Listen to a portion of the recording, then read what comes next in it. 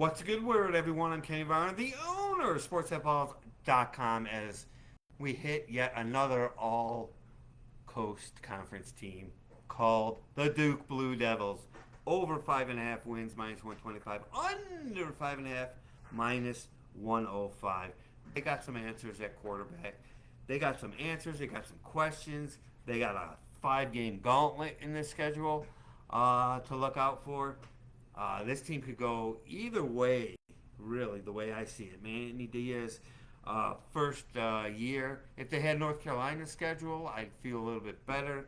But with the gauntlet they have and um, not like overly talented, uh, they could have like less wins in North Carolina, but be better than North Carolina.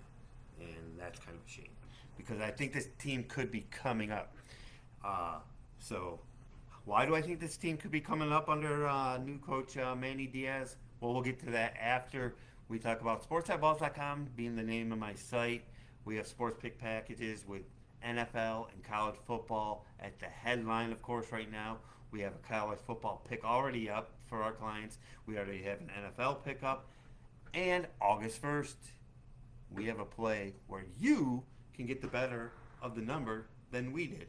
So, come join us, get that pick, get the free, get the when we put college and NFL together, get the whole season,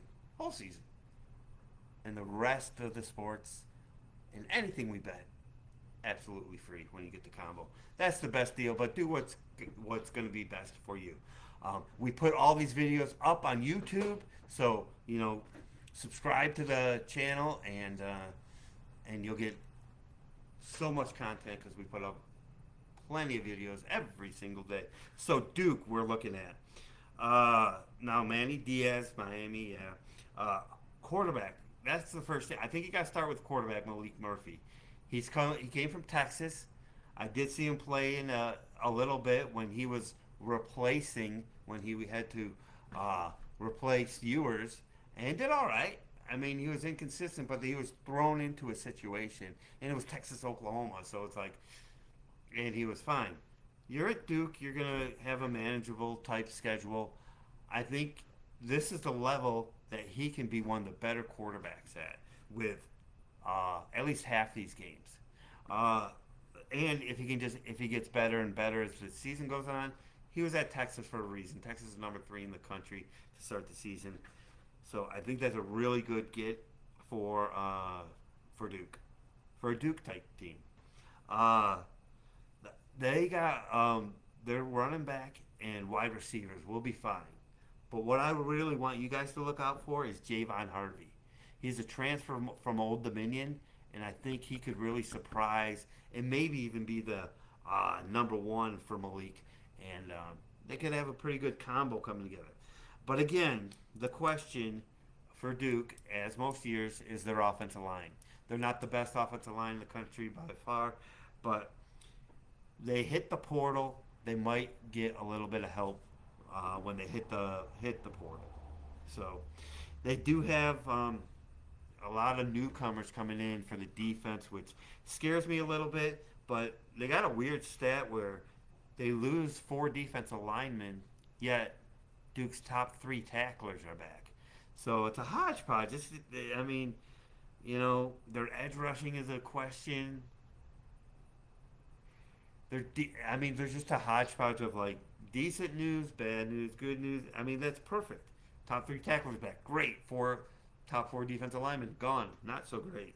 Malik Murphy, a nice transfer.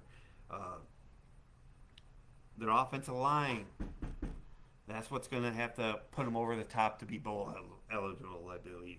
But mark that name down, wide receiver Javon Harvey, Javon Harvey, from Old Dominion. Hopefully that'll be your number 1 guy at Duke. Now, as we go through their schedule, I love it because I think a team like Duke, especially this year, has to keep their schedule like a little less, a little weaker um, as they go in because they will hit a 5 game gauntlet where they might not win a game. But they start with Elon, which is a FCS school that never makes the playoffs, so they should be okay there. At Northwestern, that's going to be one of those. All right, which team is going to be a 6-win team? Is Malik Murphy taking that next little step to take Duke to a level a little bit above Northwestern?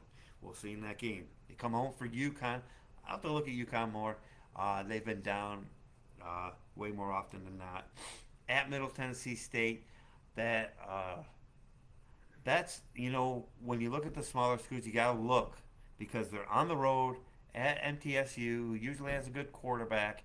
This wouldn't surprise me to lose that game. Plus, it's at Middle Tennessee State. Then they come home for North Carolina. And even a Duke goes, oh, directional school, even if it's on the road.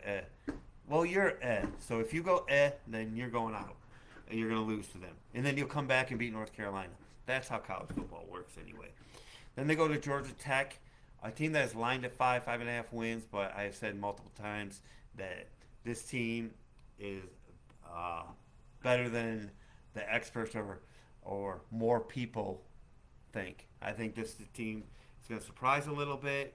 I don't like that going to at Georgia Tech. Then comes the 5-game gauntlet. Florida State. I mean, Florida State's going to have the talent over you. SMU's going to be able to score.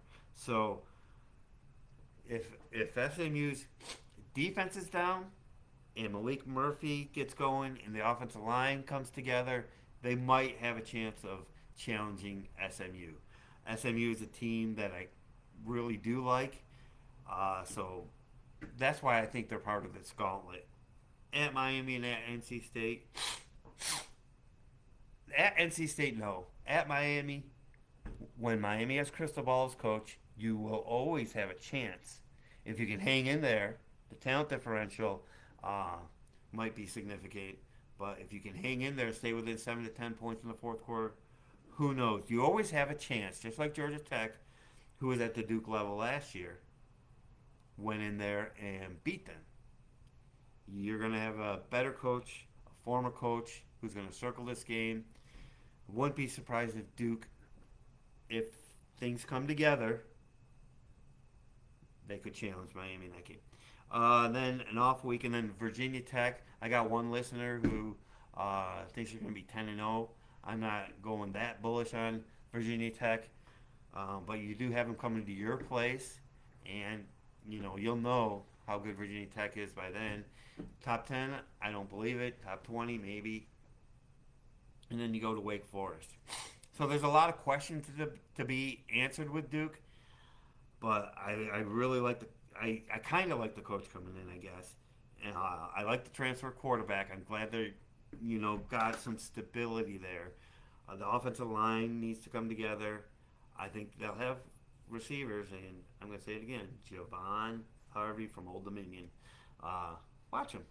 And the defense could be average. So 5.5, it's probably lined perfectly. This team goes 6-6, great. Because I look at Eli Northwest. I mean, you really do have a chance. If you get the turnovers, if everything goes correctly, you can go 4-1, 4-2. But I just don't think they're legitimately better than the Northwestern on the road, Middle Tennessee State, North Carolina. No one is like, oh, that's a Duke win. Oh, that's a Duke win. And then when you have Florida State, SMU, Miami, NC State in a 4-pack right before an off week, it could get a little bit ugly. But I would look for this team to be. I think this team is better than North Carolina, but it won't reflect in the win total because of the schedule. So that's what we got for Duke. Remember, sports pick packages are available right now. We have a game tomorrow, which would be August 1st, where we think we have a really big advantage. And we already have 3 picks up, so get your football packages ready, rocking and rolling. We spend the time day and night making this work for you. So we'll see you guys at the next video, and let's make money.